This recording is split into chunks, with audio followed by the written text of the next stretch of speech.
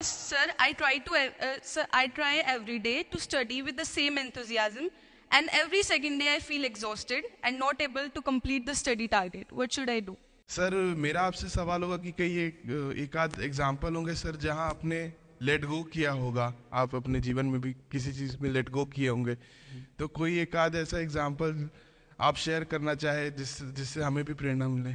Sir मेरा प्रश्न है आपसे कि सर मेरे साथ ऐसा हुआ कि मैं बचपन से बहुत अच्छी स्टूडेंट रही, और सर मेरी ज़िंदगी में ऐसा एक वक्त आया जब मुझे 2 बार असफलता का सामना करना पड़ा, और सर तीसरी बार मैं सफल हुई, परंतु सर आज भी वो डर मेरे मन से नहीं जा रहा है। अभी भी मैं उसको फेस नहीं कर पा रही हूँ कि मैं कैसे फेल हो गई। और सर कभी ऐसा होता है कि मैं सो रही हूँ और रात में मुझे वो डर लगता है कि आगे मैं नहीं कर पाऊँगी। मुझे ऐसा लगता है कि आगे अगर मैं कुछ अच्छा करना चाह रही हूँ तो मुझे उस असफलता का डर रहता है कि जो मैंने फेस किया है, और सर मैं उससे उभर नहीं पा रही हूँ। तो क्या ये मुझे लेट गो करना कभी रिग्रेट नहीं कर सकते क्या लाइफ में, या एक दिन और ट्राई कर लेते तो शायद मिल ही जाता? Now it's our time to finally have a positive Q&A session with sir.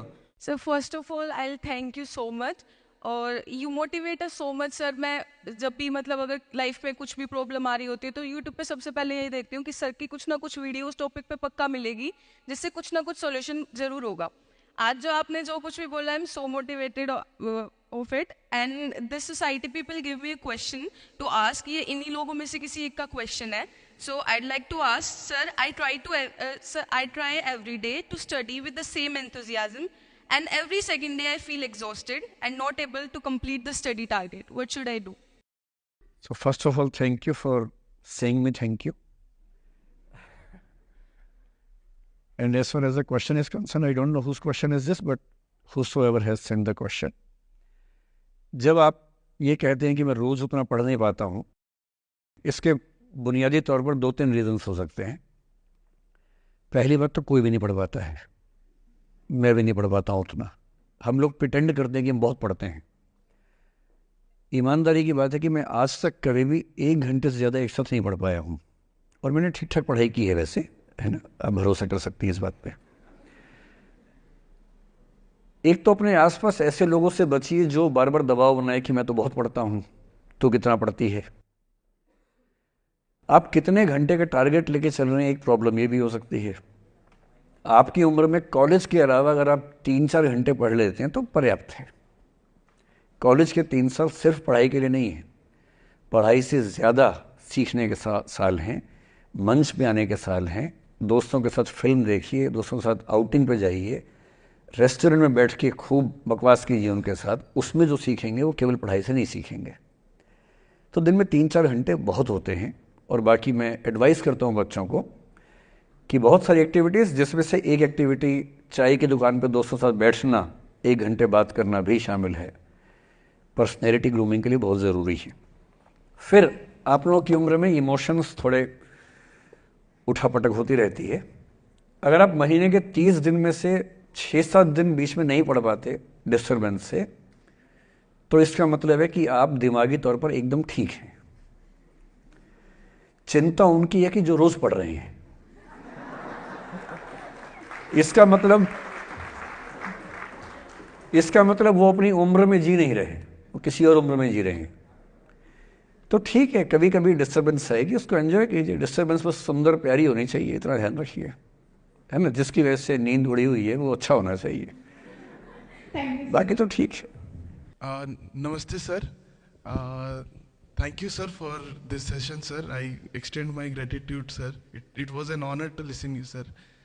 Sir मेरा आपसे सवाल होगा कि कई एक आध एग्जाम्पल होंगे सर जहां आपने लेट गो किया होगा, आप अपने जीवन में भी किसी चीज़ में लेट गो किए होंगे, तो कोई एक आध ऐसा एग्जाम्पल आप शेयर करना चाहे जिससे हमें भी प्रेरणा मिले। मैं बताता हूँ आपको। जो मैंने कहा कि 7-8 साल पहले मैं थोड़ा एंग्जाइटी का शिकार हुआ। कई कारण थे, पर उसमें 2-4 लोग ऐसे थे जिन्होंने मेरा जीना मुश्किल कर दिया था उस समय। मतलब उन्होंने कर दिया, मैंने करवा भी लिया। अब तो मैं करवाता ही नहीं, तब मैंने करवा लिया था। अजीब किस्म के लोग पीछे पड़ के रात दिन 24 घंटे तनाव देते रहना बिना किसी बात के, कोई वजह भी नहीं थी ऐसी। मैं बड़ा परेशान रहा। फिर बाद में परिस्थितियाँ बदल गई, मैं ठीक हो गया, मेरी स्थितियाँ ज़्यादा बेहतर हो गई। तो उन दिनों मैंने एक रहीम का दोहा पढ़ा, वो मेरे जीवन का उसूल बन गया। उसके बाद से एक दो बार मेरे मन में आया कि मैं भी दुश्मनी कर लूं और दिखा दूं, और मेरे पास ताकत उनसे ज़्यादा थी उस समय भी, आज भी है। पर अगर मैं किसी के उकसाने पे उसके जैसा हो गया तो जीता तो वही। जब मैं ही नहीं रहा तो फिर तो कोई और लड़ रहा है, मैं रहा ही नहीं, वो जीत जाएगा। मेरी असली कश्मकश ये थी कि बिना उसके जैसा हुए इस चीज़ से बाहर निकलना है। ये कुछ वैसे कि आप सड़क पे जा रहे हैं, कीचड़ में सूअर लोटा हुआ है, उछल उछल लौट रहा है, आपके सफ़ेद कमीज पे छींटा पड़ गया। अब दो ऑप्शंस हैं, या तो हिसाब बराबर करने के लिए उतर जाइए,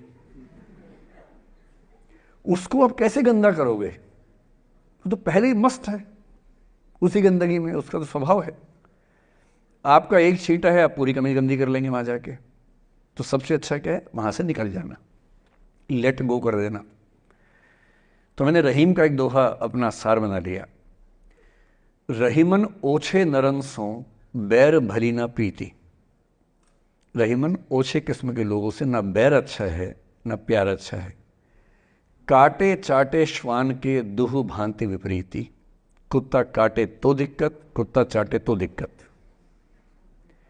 तो मेरा उसूल क्या है, इस तरह के लोगों से ना दोस्ती ना दुश्मनी, ना दिल में ग्रजेस रखने हैं कि हिसाब बराबर कर दूंगा, हरा दूंगा, रखना ही नहीं। और मेरी अब ठीक ठाक दोस्ती तो क्या होगी, मतलब जब हम मिलते हैं बड़े प्यार से मिलते हैं, मुझे दिक्कत है ही नहीं, नाराज़गी भी नहीं है। मुझे लगता है कि वो अपना धर्म निभा रहा था, मैं अपना निभा रहा हूँ। और अगर मैं दुश्मनी पाल लेता, अपना बीपी बढ़ाता, डायबिटीज़ करवा लेता, मैंने पाला ही नहीं, ना मैं पालता हूँ। और भी ऐसे कई इंस्टांसेस हैं जहाँ दुश्मनी करने का पूरा स्कोप था, पर मैं दुश्मनी करता नहीं, मुझे शौक ही नहीं दुश्मनी करने का। मेरा दुनिया में एक भी दुश्मन नहीं है, मतलब मैं कईयों का हूँ, मेरा एक भी नहीं है। जो मुझे अपना दुश्मन मानते हैं वो मेरे दुश्मन नहीं, मेरे लिए वो परिचित हैं जो मित्र हो सकते थे या हो सकते हैं। फिलहाल मित्र नहीं है, लेकिन दुश्मनी नहीं है। और अगर दुश्मनी कभी हो भी जाए ना, ये ध्यान रखना है कि बाद में दोस्ती हो सकती है। बशीर बद्र ने कहा है, दुश्मनी जमकर करो लेकिन ये गुंजाइश रहे, गर कभी हम दोस्त हो जाएं तो शर्मिंदा ना हो। ये मैं ध्यान रखता हूं हमेशा।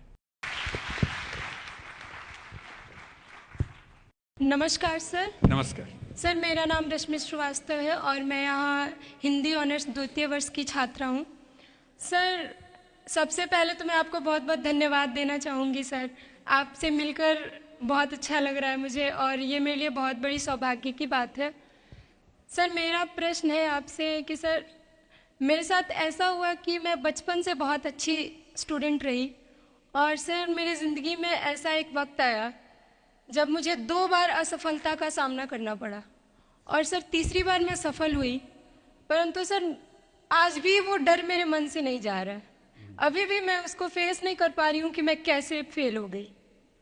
और सर कभी ऐसा होता है कि मैं सो रही हूँ और रात में मुझे वो डर लगता है कि आगे मैं नहीं कर पाऊँगी। मुझे ऐसा लगता है कि आगे अगर मैं कुछ अच्छा करना चाह रही हूँ तो मुझे उस असफलता का डर रहता है कि जो मैंने फेस किया है, और सर मैं उससे उभर नहीं पा रही हूँ।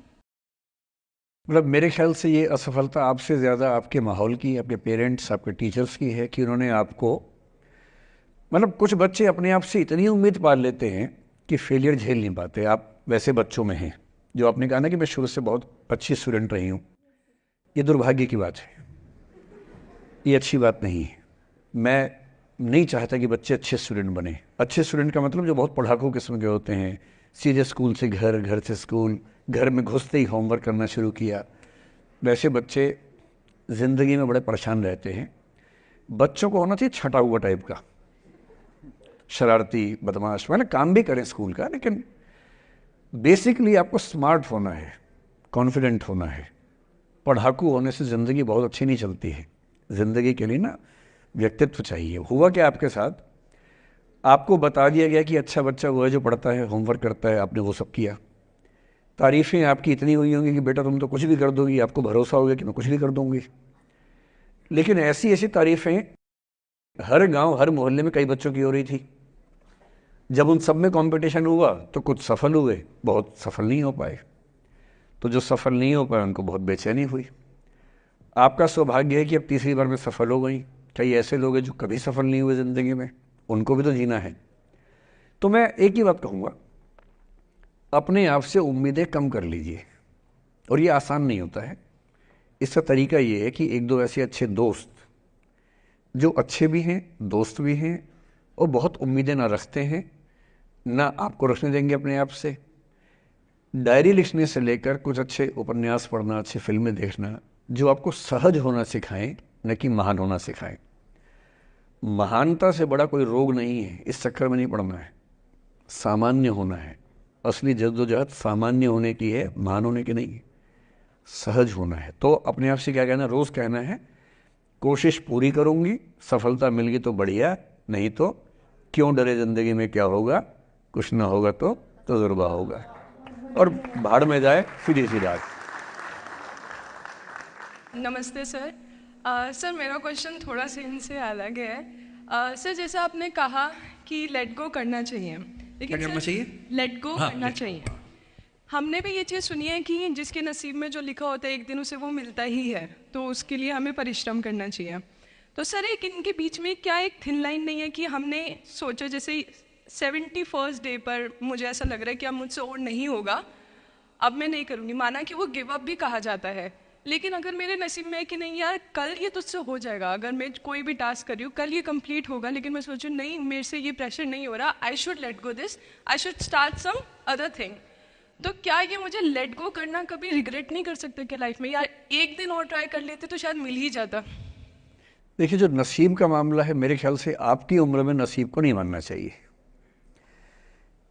दुनिया में किसी को नहीं पता कि नसीब है या नहीं, और है तो कितना है।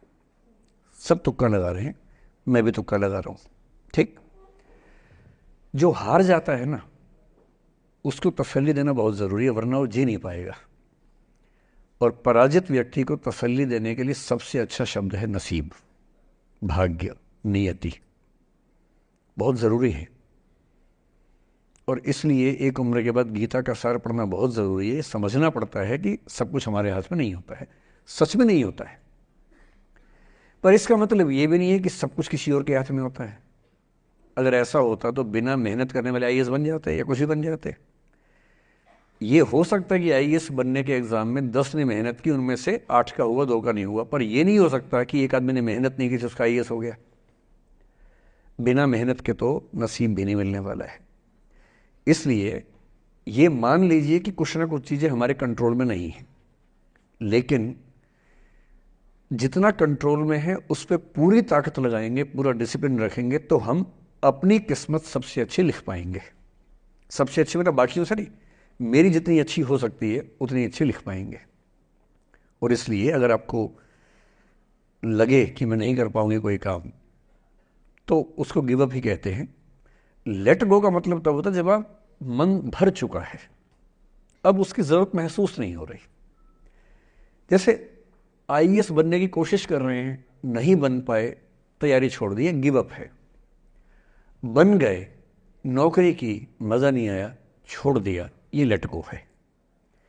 लेट गो करने के लिए पहले हासिल करना पड़ता है, या हासिल होने से पहले उस मनोभूमि पर पहुंचना पड़ता है जहां हासिल होने का सुख आपने महसूस कर लिया और उसमें मज़ा नहीं आया, ठीक ही है, औसत है, तब छोड़ दिया।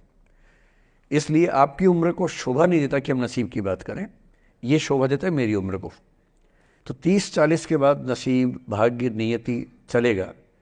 फिलहाल कर्म पे भरोसा कीजिए, मेहनत, डिसिप्लिन, और मोटिवेशन से ज़्यादा महत्वपूर्ण है डिसिप्लिन, ध्यान रखिएगा।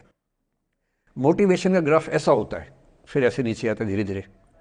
डिसिप्लिन ऐसे रहता है, और डिसिप्लिन वाला व्यक्ति हमेशा मोटिवेशन वाले व्यक्ति से ज़्यादा सफल होगा, ये मान के चलिए। सबसे अच्छा क्या है? Motivation with discipline. तो कोशिश कीजिए कि नसीब पे ना छोड़िए, अपने भरोसे कीजिए। All the best.